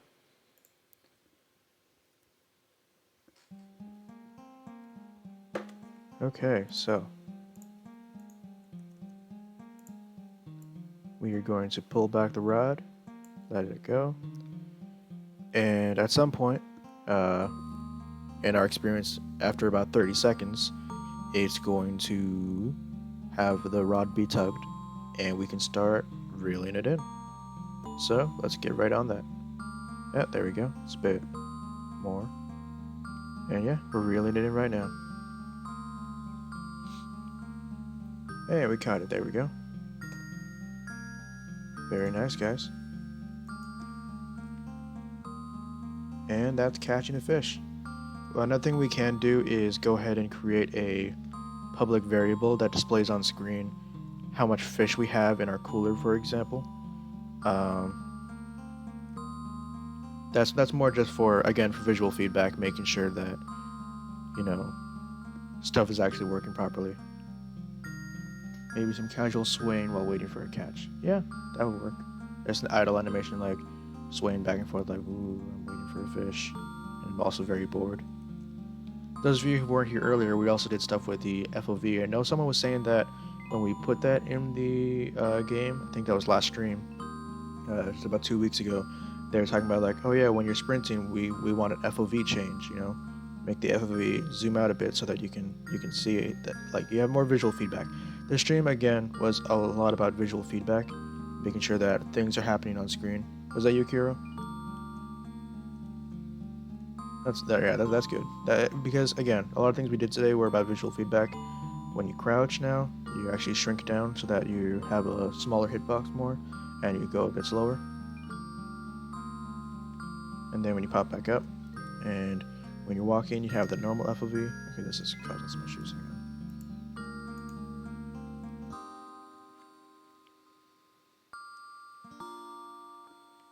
Right, okay. So then when you're walking and then you start sprinting, the camera zooms out a bit so that it's a higher FOV. I think we went from 60 to 80. Yes, it was Kiro. Yeah, so the camera zooms out a bit, and then when you're done, it zooms back in.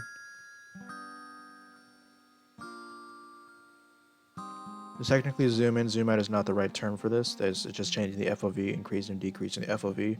But it does resemble a zoom in or zoom out, so I do think the term is accurate. Even if it's not the right definition, it is accurate.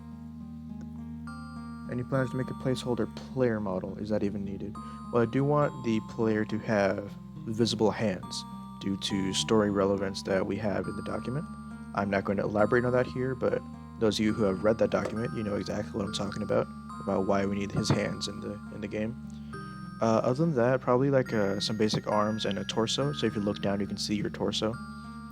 Other than that, I don't think we really need that much in there. As for a placeholder one, we do have the bean. The bean does exist, it's just invisible. So if I go to the player, let's see. Forget how I did that. If I go in here, player, mesh renderer, there we go. If we go look, no, that wasn't it, huh?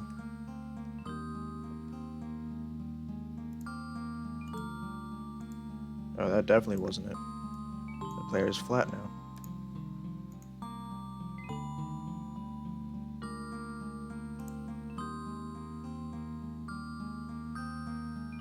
Hmm.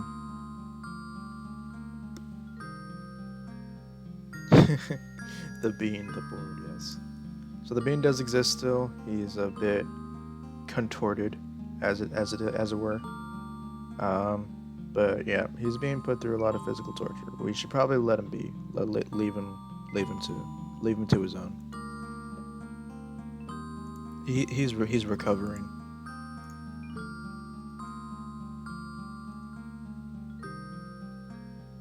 But yeah, other than that, I do think we're gonna wrap it up for today, guys. This was really good. We did it. We got a lot done. We have a lot of visual feedback in the game now, to where you zoom out when you're sprinting, you actually shrink down when you're crouching. Uh, a lot more animations in terms of, what's happening when you're fishing. Um, after, oh, that was really quick with that, and then we start doing the rod, and it works. And we keep zooming in, and there we go. We caught a fish. One thing I really did want to get done today. We are running a bit over time. It's been 2 hours now. One thing I really did want to do is actually have the in-game fish model. I wanted that. That's not what I wanted. When you double click it, it's supposed to just add it to the scene instead of just, because it's a .blend file. It's just it starts opening Blender. It's not what I want. So we're going to bring this in real quick.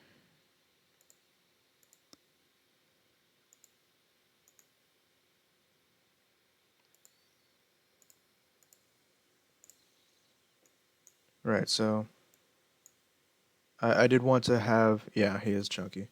Are you on a time crunch? I am not. However, we do have some other stuff to do, and stuff. I mean, specifically stuff that we're not really planning to do on stream. But yeah, this little goldfish thing. I did want to have it so that this appears when you catch a fish. Just really drive home that visual feedback thing. But that can wait for the next. That can wait for the next stream. So, Chunky Pablo. Yeah, that's right. I don't know why I didn't keep the name. Let's make sure that's Pablo. I'm going to get rid of this one. Delete. Yes. And bring Pablo there. And now Pablo is a prefab. So if we bring him out real quick, where did he go? Pablo, where are you? Oh no, he's dead.